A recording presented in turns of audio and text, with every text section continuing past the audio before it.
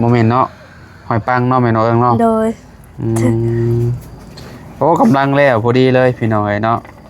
อ๋อคือสิอ่อนคักเนาะหน่อไม้นี่เนาะยามนี่คักเลยข้าวดิฮะข้าวดิขาวบ่หน่อไม้ข้าวหน่อไม้ขาวเอ้าเทลงหม้อบานโอ้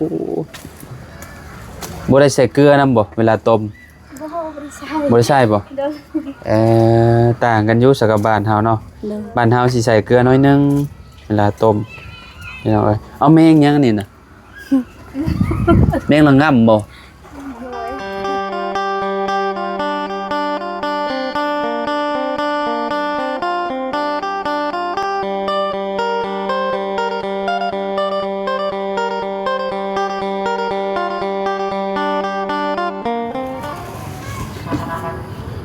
มาพี่น้อยเนาะเปิดภาพมาบัดนี้ก็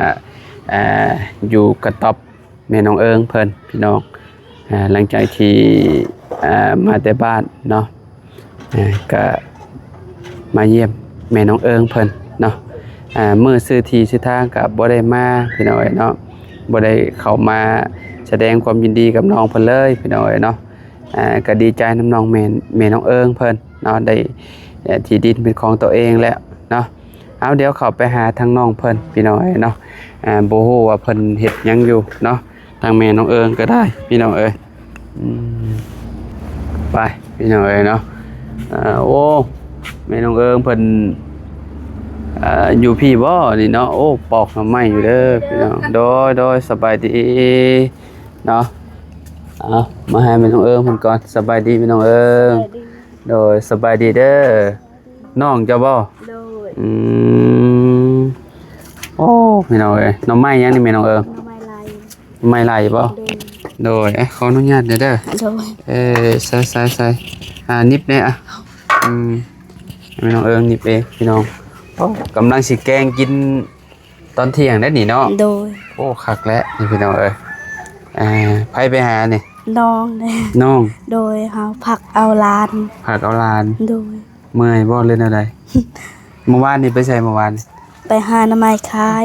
เฮ็ดบ่แม่นหอยยังนี่น่ะบ้านเจ้าหอยยังหอยปัง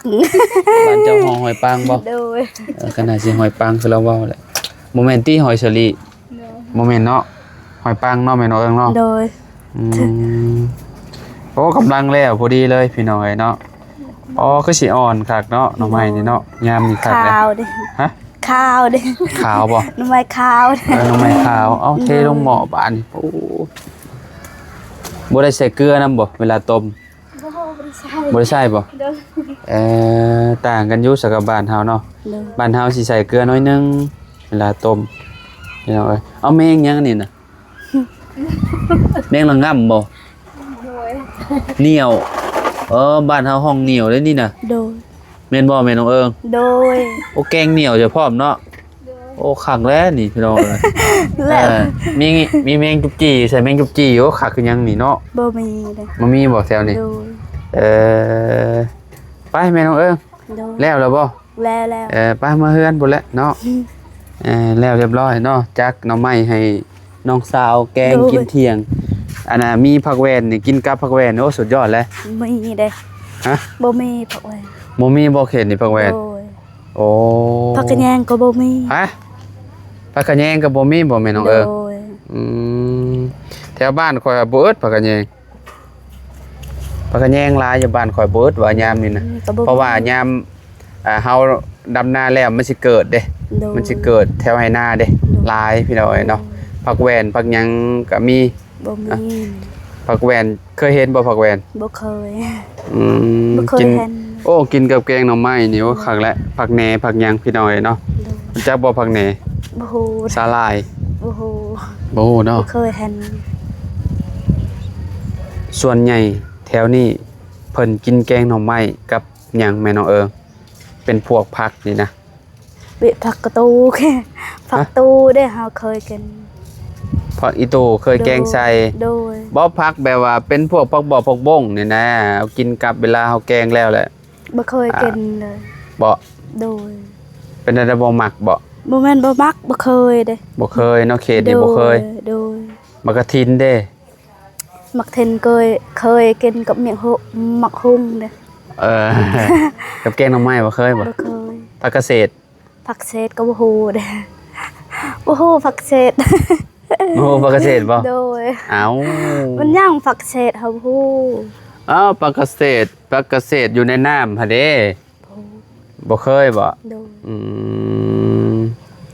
มีแต่กินละล่าซะเนาะเขตชุมเจ้าเนาะ โดย บ่มีผักเมี่ยงเนาะ โดย พี่น้องเอ้ยเอาไม่เป็นหยังอันน่ะแม่น้องเอิง โนนะ ปอ โนไก่นะเขาเด้ หนูบ่หรือว่าไก่ ไก่แน่โนแน่ ใช่คือบ่อันนั้นแม่นปอมันอันนั้นเบิ่นเลยแม่น้องเอิง หมดนะ โอ้เข้าให้บ่ โด น่ะ ย โอ้ยพี่น้องเอ้ยผู้หมูเจาะไปเลย เจ้าคือบ่หาเปลี่ยนกระสอบไหมแม่น้องเอิง บ่มีกระสอบ ฮะ บ่มีกระสอบใหม่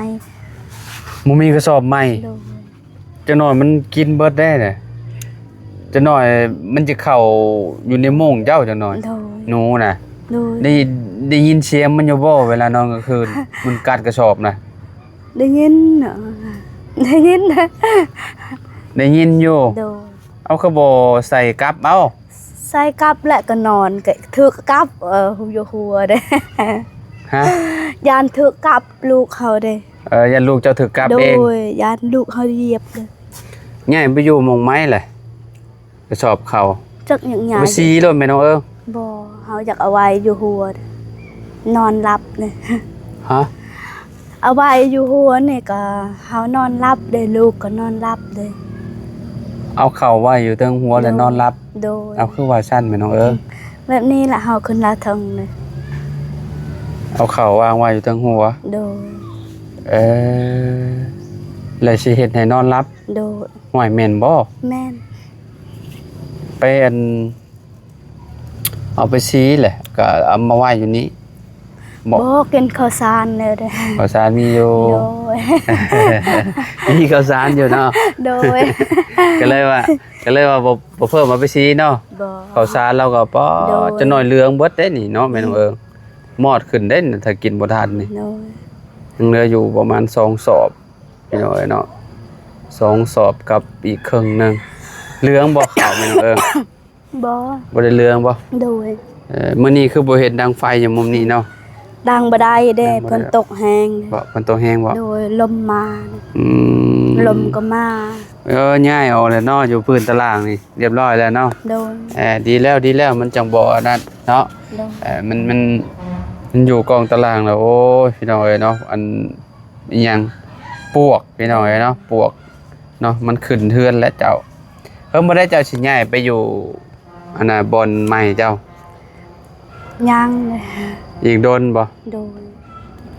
จักเดือน เฮาบ่ฮู้ อืมรอแบบใดรอแบบให้มันพร้อมก่อนบ่หรือว่าจังได๋ โดย จังย้ายไปอยู่เนาะ โดย กระต๊อบกับพร้อมสิไปนะว่าง่ายๆเนาะ โดย ยังบ่อยากมากปานใดเนาะอยู่นี่เนาะ โดย อยู่จังใดเฮาก็มีอยู่แล้วที่ใหม่เนาะ โดย ถ้าเฮาพร้อมมาได้ก็ย้ายไปอยู่เพิ่นเลยแม่นบ่ โดย อืมอยากเบิ่งที่ใหม่เจ้าเด้ โดย ไปบ่ น่ะ ไปเบิ่งบ่ ไปแหละไป โดย พี่น้องเอ้ยเนาะไปเบิ่งดินใหม่ของแม่น้องเอิงเพิ่นก่อนพี่น้องเอ้ยเนาะคือสิแนวปลูกแนวหยังคือสิหลายอยู่เนาะแม่นบ่แม่น้องเอิง โดย เพิ่นเอาให้เจ้าบ่หรือว่าแนวใดโอ้เสียงเพลงก็ดังแทบบัดสิได้อยู่บ่เด้เนาะพี่น้องเอ้ยย่านมันเสียงเพลงดังน่ะย่านติดลิขสิทธิ์เพิ่นใส่ไอ้อยู่บ่อนใดน่ะมาบัดนี้พี่น้องเอ้ยเนาะมาที่ใหม่แม่น้องเอิงหมดแล้วเนาะโอ้นี่บ่เสาที่เป่าเสียงเพิ่น โดย ซื้อมาน่ะ โดย จากต้นนับครบอยู่บ่นับเป็นอยู่บ่ นับแล้ว เท่าใดเจ้านับลอง เรา ดู เสียงให้ เจ้า เราเอา10เด้ ใส่นับเบิ่งดูเท่าใดอ่ะอันแรก 1 เอ 2 อ 3 เออ 4 เออ 5 6 เออ 7 8 9 เออโอเคครบเนาะ โดย 10 ต้นเนาะแม่น้องเอิงเนาะ พี่น้องเอ้ยเนาะอ๋อนี่บ่ไอ้ที่เจ้าน่ะอืมนี่เนาะไปฮอดพุ่นเนาะ โดย พี่น้องเอ้ยเนาะก็ถือว่ากว้างอยู่เนาะปลูกเขื่อนได้หลังปักใหญ่เลยพี่น้องเอ้ยเนาะแม่น้องโดย คือสิงามเนาะปลูกนั่นปลูกนี่ตะกี้ก็เจ้าปลูกเนาะพี่น้อง โด เอ้ย ย เนาะคักพี่น้องเอ้ยถ้าเพิ่นพ่อมื้อใดก็ย้ายมาอยู่มุมนี้เลยเนาะ โดย พี่น้องเอ้ยโอ้ตะกี้มันมีต้นหยังอยู่ในนี่แม่นต้นมะเขียบบ่ บ่ ต้นหยังซะ ต้นมักกะทัน ฮะ ต้นกล้วย ต้นกล้วย โดย แล้วมีต้นหยังอีกที่เพิ่นปลูกแม่น ต้นมักสุดาได้ ต้นมะขิดาบ่ โดยต้นมักกะทัน ต้นมะกะทันพร้อมติโอ้ ต้นนั้น เออ โดยดอกแคดอกดอกแค ต้นดอกแคบ่ โดย อืมมีหลายๆอย่างเนาะ โดยนี่มักกะทัน อันนี้ต้นมะกะทันบ่ โด นี่ ยมักทัน ต้นมะกะทินนะ โดย อุ้ยมันกะทินเนาะคนละมักเทนเออโอเคไปซะไปเฮือนเราพุ่นแหละพี่น้อยเนาะบ้านนี้ได้เบิ่งได้ฮู้แหละเนาะเฮามาเบิ่งนำกันอีกเทื่อนึงพี่น้อยเนาะก็กว้างอยู่ได้พี่น้อยคักๆๆเนาะแต่ว่าโอเคเนาะน้องเอิงบ่เลยเพิ่นก็สิย้ายมาอยู่นี่แหละเนาะถ้าเพิ่นพร้อมเนาะเพิ่นก็สิย้ายมาอยู่พี่เนาะแม่น้องเอิงเนาะ โดย ไปเมื่อเฮือนบัดนี้พี่น้องเอ้ยเนาะมาพี่น้องเอ้ยหลังจากที่ไปเบิ่งที่ใหม่ของแม่น้องเอิงเพิ่นเนาะนั่งแม่น้องเอิงเปียกไปเลยเนาะเวลาฝนตก นี่ก็เปียกหมด เปียกไปเลยอันนี้ก็เปียกเนาะ โดย เพราะว่าอะไรมันเป็นผ้าเด้ โดย ช่วงนี้น่ะนอนสบายแน่เนาะ โดย มันบ่ร้อนปานใดพี่น้องเอ้ยเนาะเพราะว่าฝนตกแทบทุกมื้อเลยพี่น้องเอ้ยเนาะเวลาฝนสาดเข้ามากับฝนสาดใส่ก็บ่ได้เข้าไปข้างในติ โดย มีแต่หม่องแพนี่นะว่า โดย ที่ว่ามันเปียกเนาะ โดย กินข้าวเที่ยงนี่แกงหน่อไม้ได้มื้อนี้เนาะ โดย คักเอามีไว้ให้ลูกเล่าก่อนพี่น้องเอ้ยเนาะแม่น้องเอิ้ง โดยขอบใจ เอาไว้ให้อันคนน้อยแน่เนาะ โดย เพิ่นก็มักกินหมี่อยู่บ่ โดย ช่วงใดที่อันน่ะช่วงก่อนเฮาเอานั่นให้เนาะบ่แม่นมีเนาะ โดย เป็ดพวกนมบ่หยังเนาะ โดย เราซื้อแต่อันนั้นให้แม่ให้ลูกแม่น้องเอิ้งพี่น้องเนาะเกลือยังบ่ได้เบิดติเกลือ โดย บ่ว่าสิเบิดแหละ ยัง สิกินเปลืองปานนั้นบ่เกลือ บ่ได้เปลืองเป็นนัวเปลืองเป็นนัวหมดแล้วเป็นนัว เบิดแหละเป็นนัวเบิดแหละเนาะ โดย เปลืองเนาะเป็นนัวเนาะ โดย เกลือบ่ได้ ใส่หลายแซ่บหลาย โดย ส่วนใหญ่เฮ็ดหยังกินคือว่าเปลืองเป็นนัว